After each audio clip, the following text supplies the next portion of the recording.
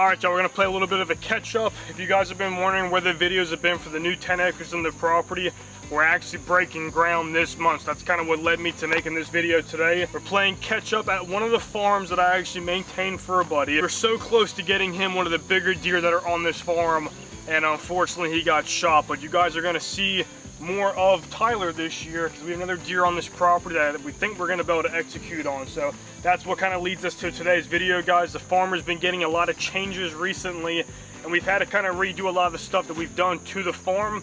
All of his plots were already planted this year, but we kind of had to scratch him, and cows are getting put here. He's getting a new house put here, so we had to redo some stuff. So what you're looking at right now is one of the newer plots that we just came in here, we excavated, we root raked it, and that's kind of where we're at right now. You can see the clouds aren't looking the best. We've been fighting like 2.5 days of rain, and it finally just stopped on us, guys. So we're just gonna go ahead and try to get in here, do some more fertilizer. The lime's really not gonna make a difference until a couple months from now, but might as well get it down if we're redoing it.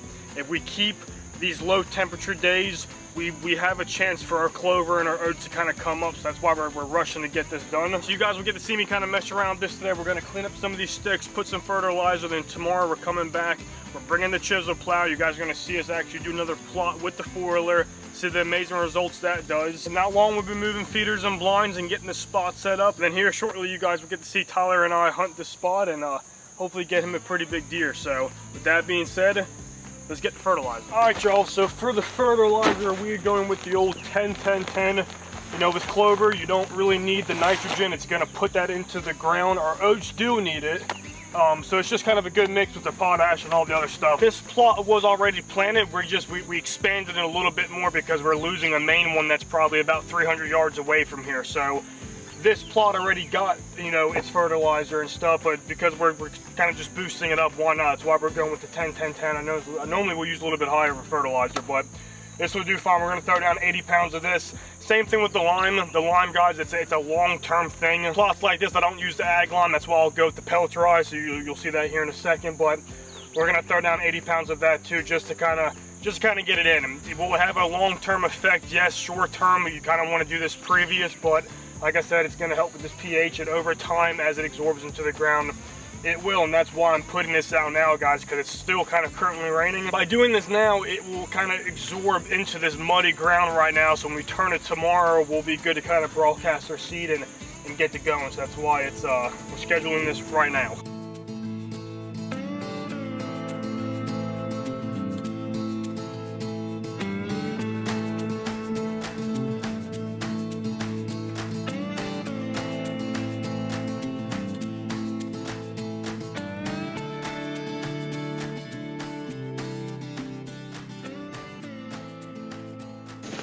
All right, y'all, just finished up that fertilizer. Let's go ahead and do this line.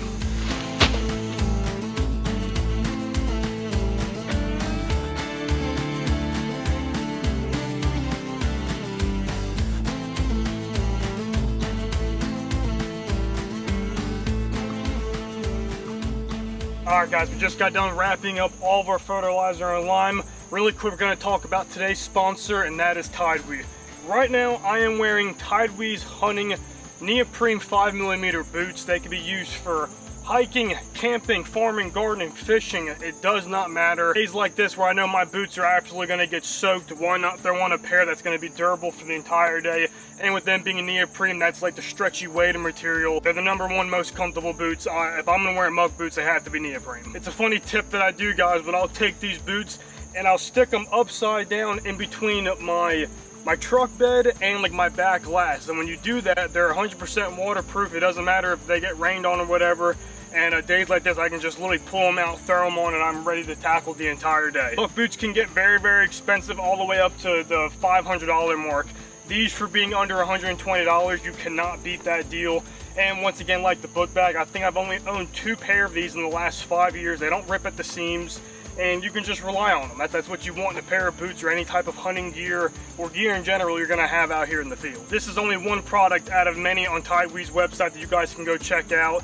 If you're interested in anything on the website, you can actually use Rubino18 to save 18% off, so you guys you know, are getting a pretty good deal. I say this every single time. I don't just represent companies just for the advertisement, guys, and and their sponsorship, I actually want to use gear and promote it to you guys that I want on my body, truck, or in the field anytime I'm out here. So guys, go check them out. With that being said, let's start picking up some sticks and getting this plot ready, because tomorrow we are coming in here with the 4-wheeler and the chisel plow, and we are going to get the planting. So let's wrap the day up. All right, I'm not sure if I actually give you guys a total walk around of what this plot is, but we have a couple isolated trees down there, and then it just kind of wraps around. We have a bunch of screening right here, so if you guys don't know what that is, material for screening could be really anything. Obviously all of what's behind us was all the trees that were in here, but in our sense, for our wind and how we set up this plot and just where the bedding ideal is for this location, we wouldn't want the deer walking behind us. So screening is a way you can actually push a barrier and make the deer funnel around, so that allows us to kind of,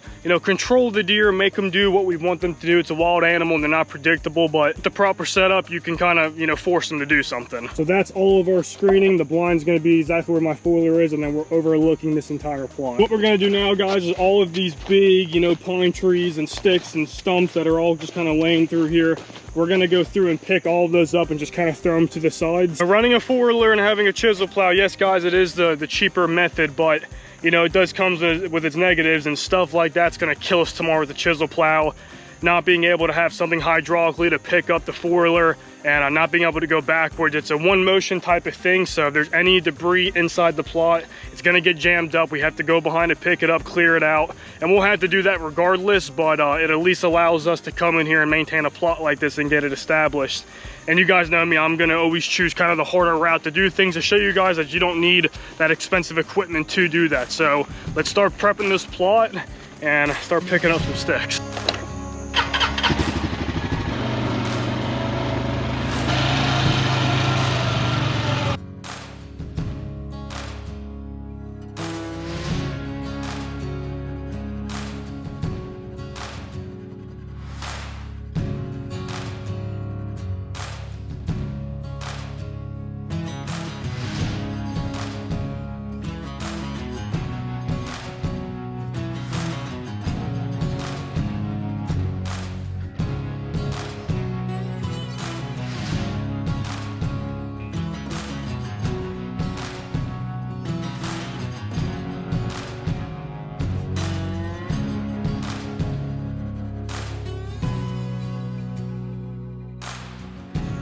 All right, y'all.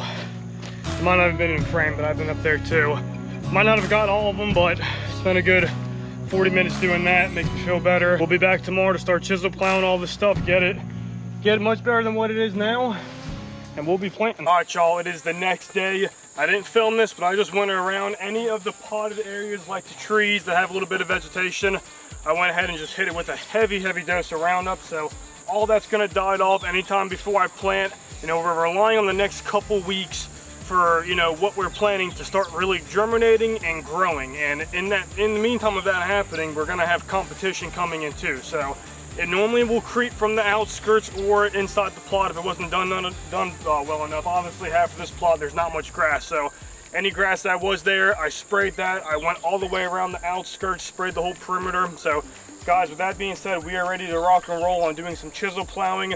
We're gonna run it without any weight first, just to try to collect as much debris as we can and get that out of the way. And then the second time around, we'll probably put some weight on it, really work in that fertilizer and lime. Not long after that, guys, we're gonna be throwing down 3 different blends in this plot. Then we're gonna let it work its magic, and hopefully with time, we can, at the very late in season, get an amazing plot to come up good. So that being said, guys, let's load up the chisel plow and let's get to work.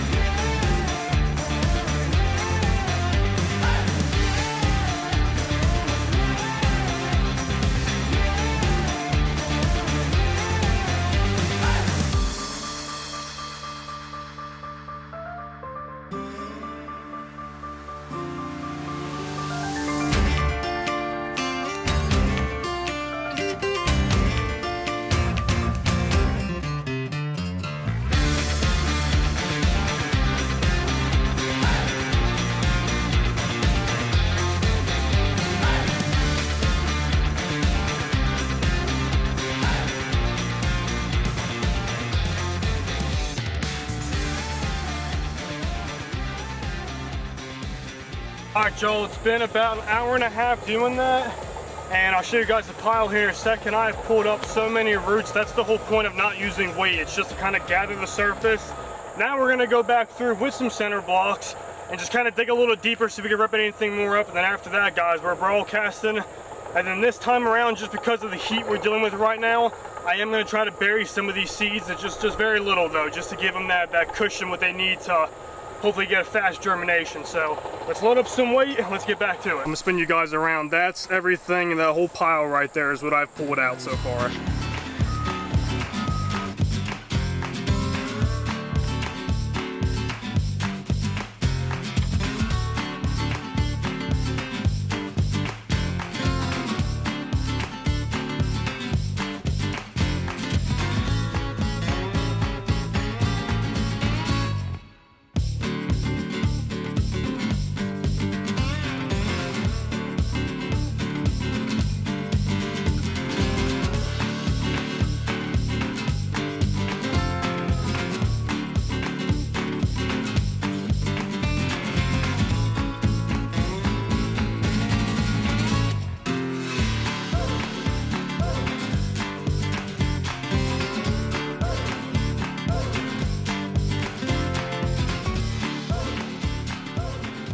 Alright, I am extremely pleased with how the plot is looking. We have a couple of roots still in there, but it's not gonna make a difference, guys. I mean, I try to clean it up as much as I possibly can. Now we're gonna move on to the planting side of things. So we're going with white clover, crimson clover, and oats. That's really a blend that I use a lot in North Carolina, and it does extremely well. The only difference about what we're gonna do in this one is we're gonna do it very, very thick because the germination rate might be lower, guys, because of how late we are planting, but clover's pretty impressive if you can get some decent weather and some rain. Same thing with the oats. The only one that's kind of a pain in the ass is the crimson clover, but I do have it come up pretty good. I'm planting it around this time as well. So let's go ahead and get the seeder loaded up and let's get the planting.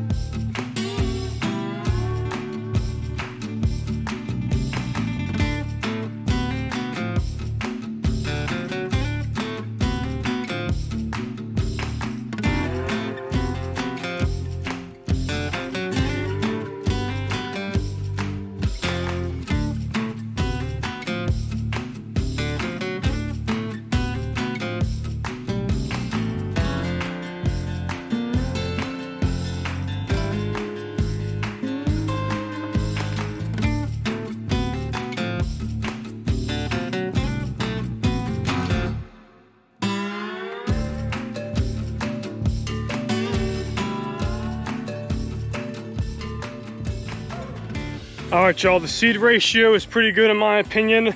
What I'm gonna do now, what I normally don't do, is we're gonna run it back over with the chisel plow. We're gonna flip it upside down. The whole point, guys, is we're not trying to dig in it anymore. We're gonna grab a bunch of more dirts and roots and hopefully just drag over. We're just gonna get the seed in the ground just a little bit. Just because of the heat, I don't want it to get burned up out here. And then after we're done with all that, we are gonna do one more round of white clover, just sprinkle right on top of it so we still get that 50% in the ground, the other 50% up top, because that's normally how I plant clover and it does really well. So let's hook the chisel plow back up, run this one more time, and we should be good.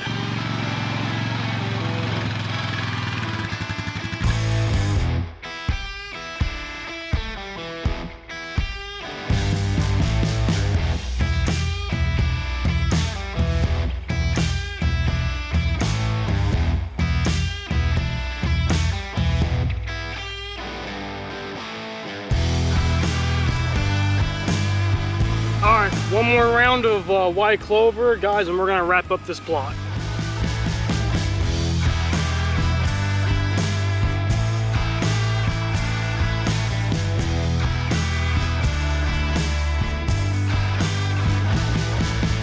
I'll talk about impressed. I am happy with the way this turned out.